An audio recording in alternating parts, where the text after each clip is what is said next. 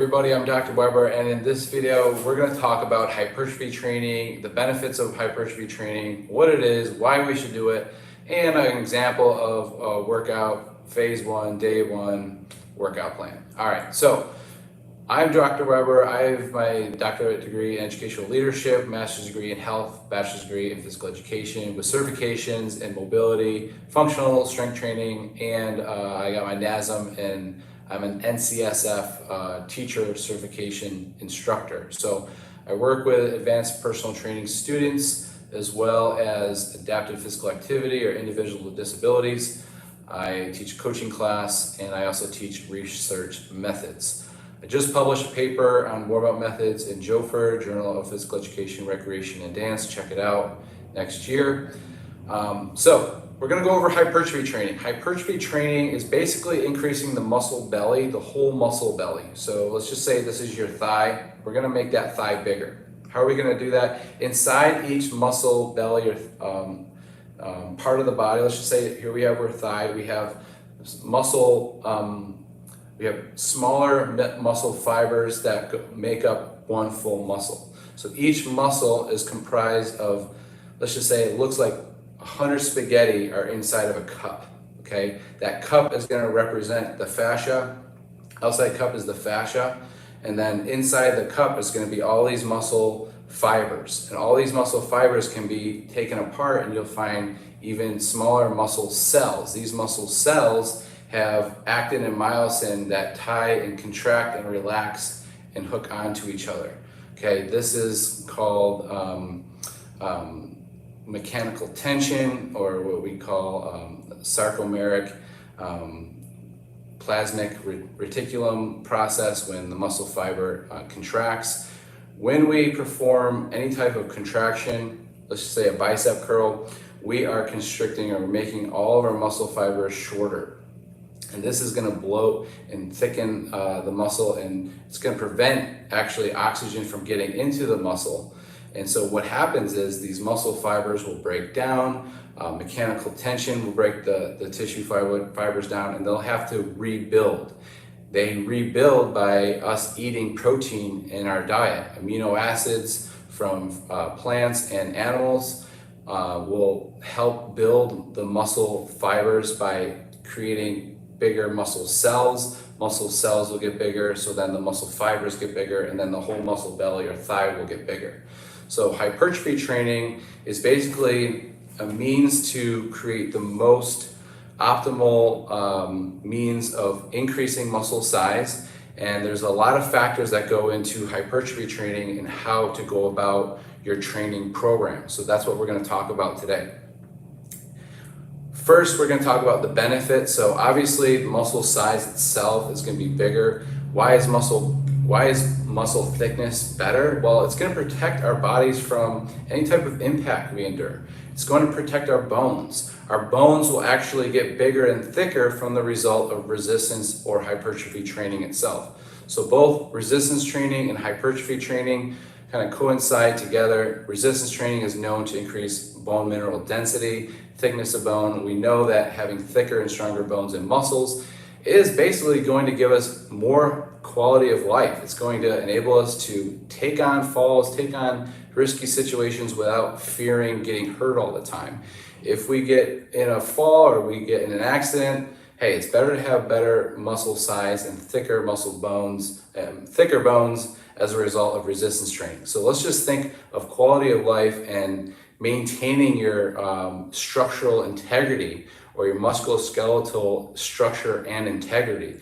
If we can create good integrity, good kinetic chain movements, patterns, and proficiency with as much force as we can increase muscle size by way of our endocrine system and by the way of muscle protein synthesis. So hypertrophy training is going to stimulate your thyroid, or it's going to stimulate your pituitary gland to release hormones down to your gonads, which will increase testosterone, will also increase IGF-1 or insulin growth factor, will also increase growth hormone, and it's going to increase epinephrine. So these are the hormonal responses of resistance training and hypertrophy training. These stimulations will cause our body to adapt to these stimulations, which will in turn increase muscle size if we are eating an adequate protein and we are in a surplus or at least maintaining caloric intake.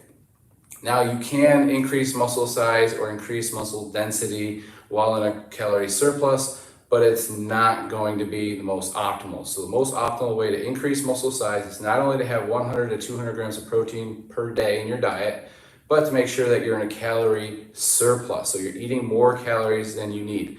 How do you determine how many calories you need? You need to determine your daily caloric need. You do this using the Cunningham lean mass equation or the Harris-Benedict equation. And then you have to also factor in your activity, your lifestyle, and what you eat, because that can also play a role, so the thermic effect of food.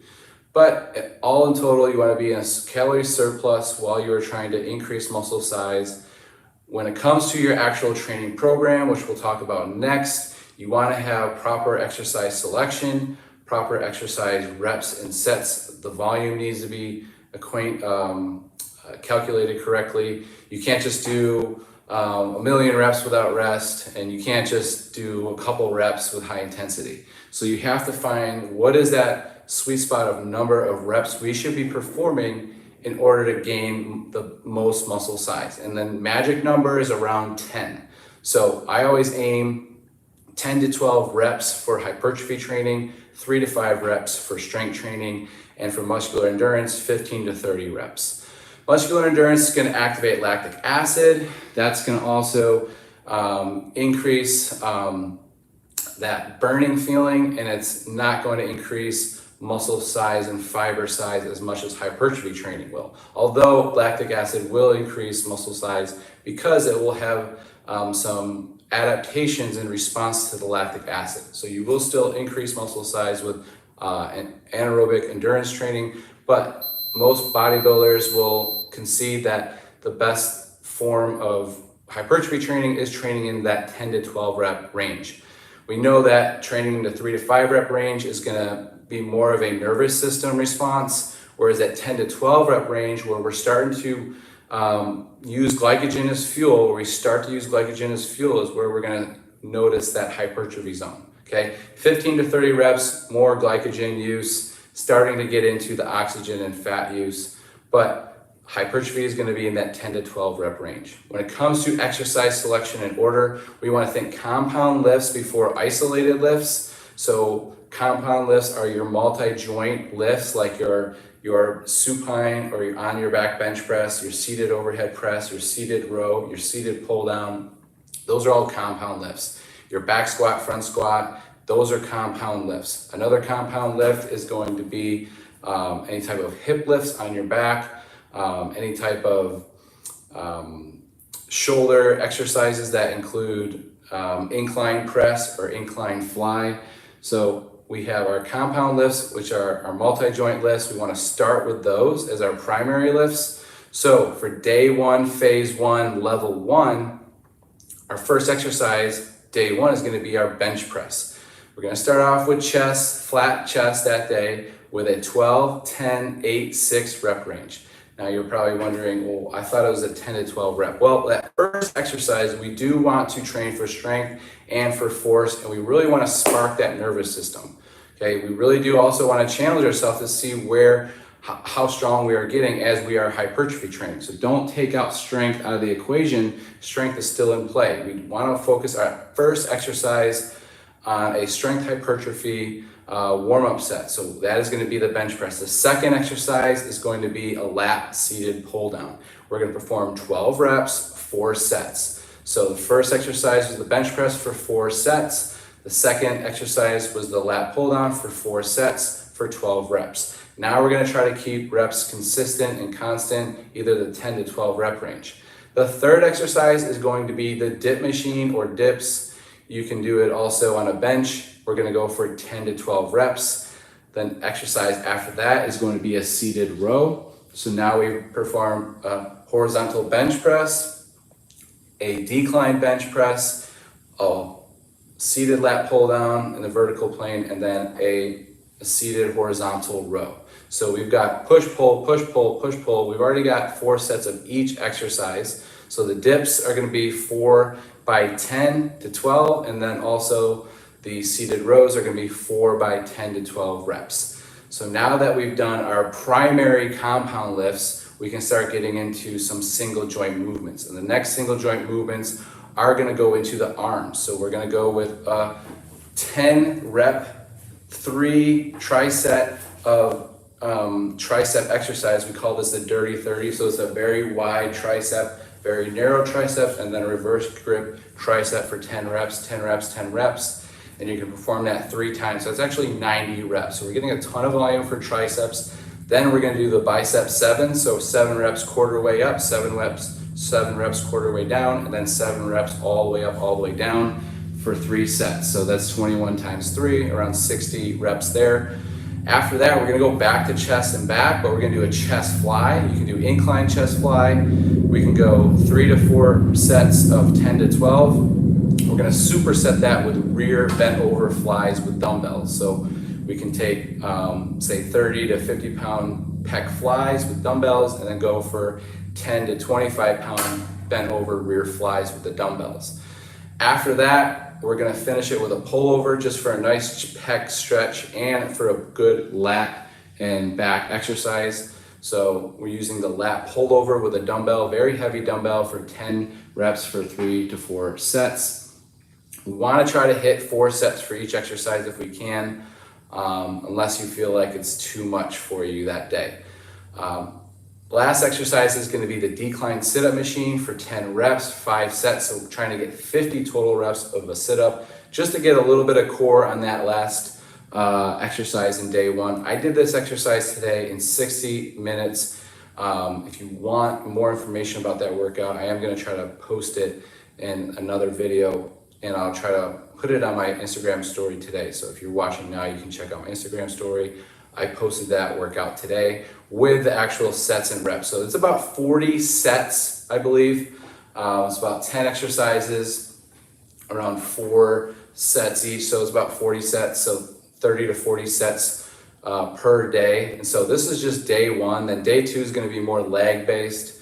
Day 3 is gonna be, I believe it's gonna be shoulders and arms, and then a little bit of leg, and then I think that last day will be a full body again, upper and lower. So if you want more information about hypertrophy training, my programs that I've created, I am releasing level 1, phase 1, day 1 right now in this video. Day 2 will be in my next video. I will record that after I perform the workout in case I do change it up.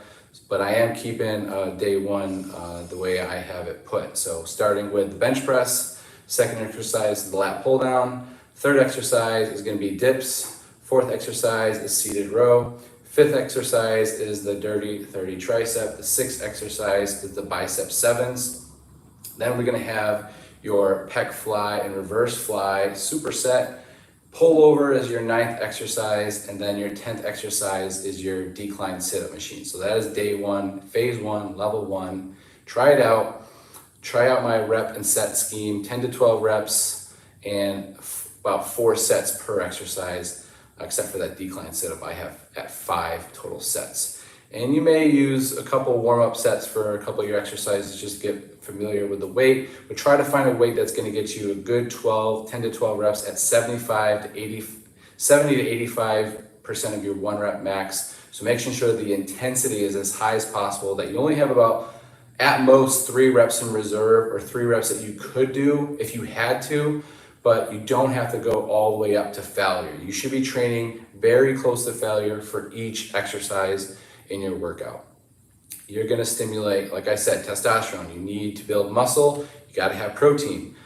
You gotta work out, you gotta break it down in order to build it up, and you have to eat amino acids in order to build the amino acid walls, which are your muscle fibers. So your muscle fibers made out of amino acids, you need to eat them in your diet in order to grow muscle. In order to break down muscle, you have to mechanically induce stress, which is the high volume of hypertrophy training. That will also stimulate endocrine response, which is your testosterone, IGF-1, and then also growth hormone. So all these factors go into hypertrophy training, which will ultimately build the size of your muscle fibers. Thanks.